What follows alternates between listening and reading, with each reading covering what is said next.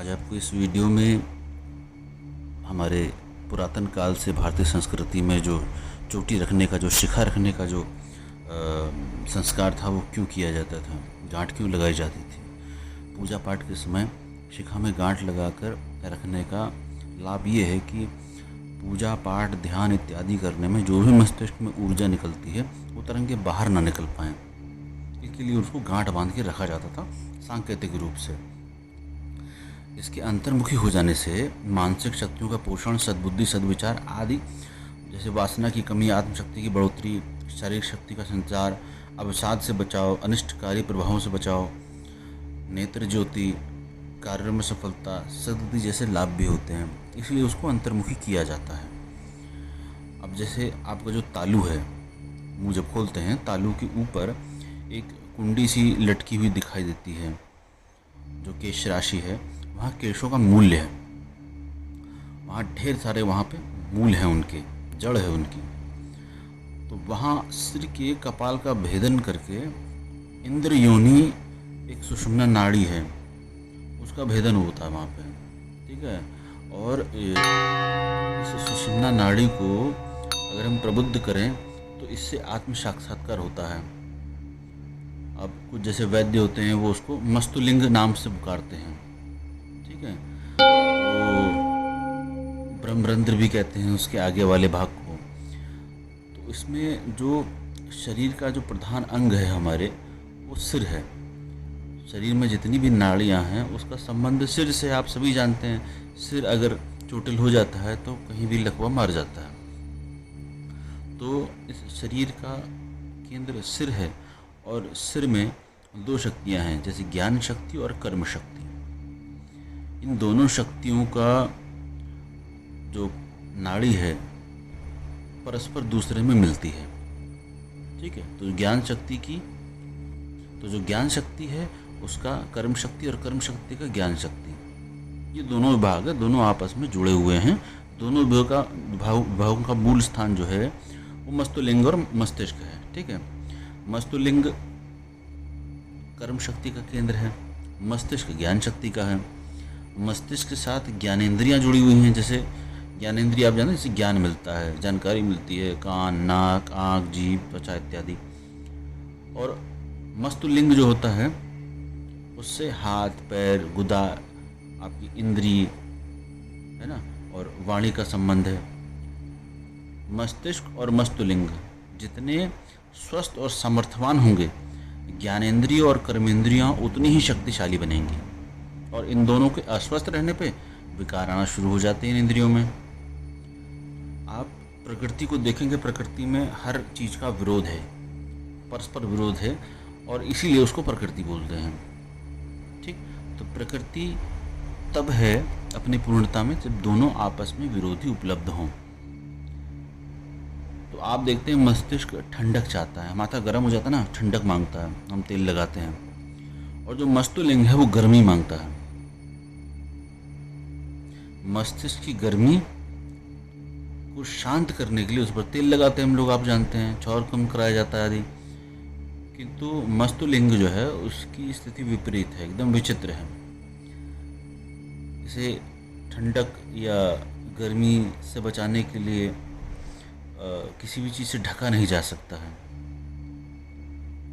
ठीक है। तो इसकी उष्णता को कम करने के लिए, मध्यम करने के लिए गौखुर बोलते हैं ना, गौखुर यानी गौ के खुर के परिमाप का, यानी गोल सर के ऊपर रख के उसका जो साइज बनता है, उतने सिर पे जो बाल होते हैं उनको शिखा बांध दिया जाता है वहाँ पर, ठीक है।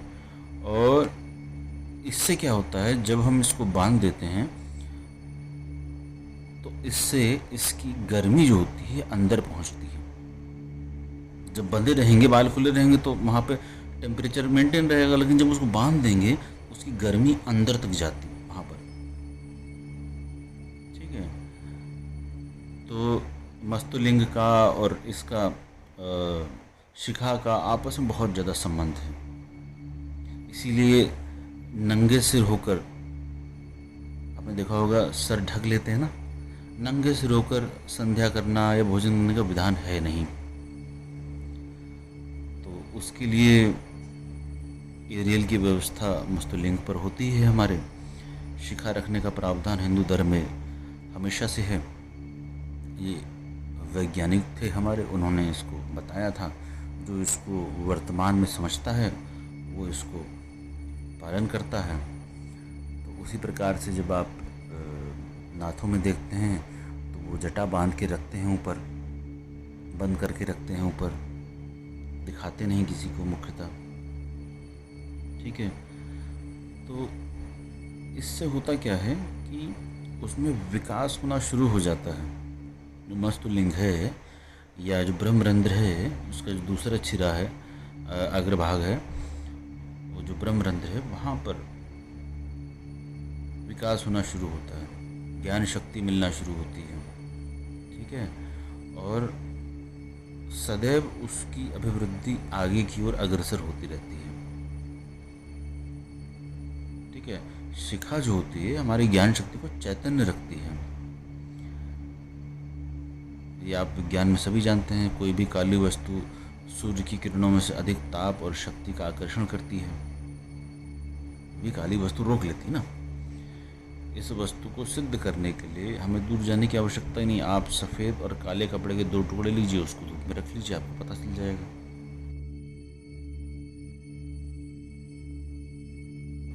और प्रकृति में ये नियम है कि कोई भी जो क्षुद्रांश है वो अपने महांश के साथ मिलकर ही अपनी पूर्णता को उपलब्ध होता है। और प्रकृति में सभी इसी प्रकार से कुछ भी है वस्तुएं उस नियम के अधीन ही काम कर रही हैं।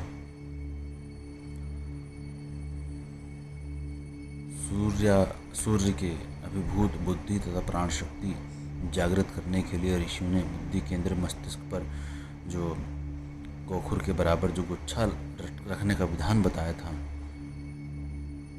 ये जिसे गुच्छा हम शिखा कहते हैं, ब्राह्मण कहते हैं। यहाँ से मेधा जागृत होती है। ठीक है, आपकी शक्ति को नीचे नहीं गिरने देती है, ऊपर उठने के लिए आकर्षित करती है। जो शिखा का स्थान होता है उसके नीचे मज्जा तंतु होते हैं, उनके द्वारा निर्मित बुद्धि चक्र होता है। उसी के समीप ब्रह्मरंध्र होता है नीचे की तरफ, और दोनों के ऊपर सहस्त्र दल कमल अमृत रूपी ब्रह्म का अधिष्ठान है, यानी ब्रह्म का स्थान है। कैसे वो कमल खिला हुआ है, कमल में कैसे ब्रह्मा जी बैठे हुए दिखाई देते हैं। वो ब्रह्म रंध्र से जब रिश्ता है और जो सहस्त्र दल कमल खिलता है, और ये बाहर से आपको कहीं पता नहीं चलेगा, सब भीतर जाके पता चलेगा। ये शिखा के लिए अभी किसी ने मुझे प्रश्न भेजा था, तो बहुत ही ज़्यादा व्याकुल थे वो कि क्यों बांधूं, मैं क्यों बांधूं। तो फिर मुझे लगा कि इनको थोड़ा सा अंदर की बात बतानी चाहिए, थोड़ा सा बाहर की वैज्ञानिक बात बतानी चाहिए। तो बहुत सारे लोगों को ये हल्का हल्का पता तो है, लेकिन इसकी जो गहराई है पता नहीं है, कहाँ से क्या गिरता है, कहाँ से क्या जुड़ा हुआ है, ये सारी चीज़ें।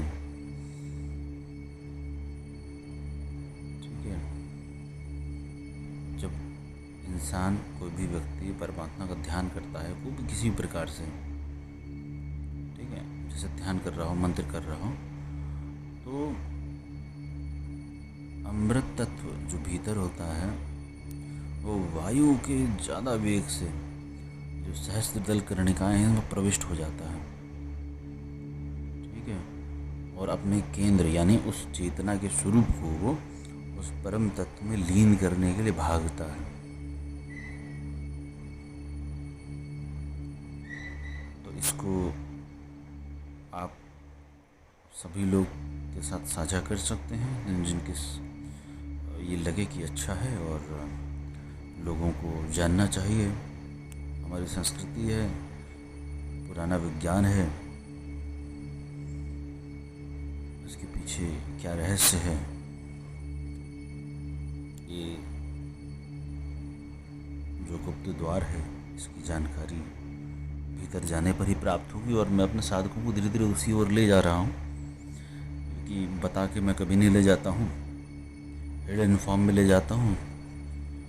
और जो साधक उस चीज़ को समझ लेते हैं वो चलते हैं, जो सोचते हैं कि ये बेवकूफ़ बना रहा है, कुछ नहीं है, वो साइड हो जाते हैं। सभी अपना ध्यान रखें। भगवान भैरवनाथ आपके जीवन में सुख, समृद्धि, शांति, ऐश्वर्य प्रदान करें, ऐसी भगवान भैरवनाथ से प्रार्थना करता हूँ। सभी को जय श्री काल भैरव।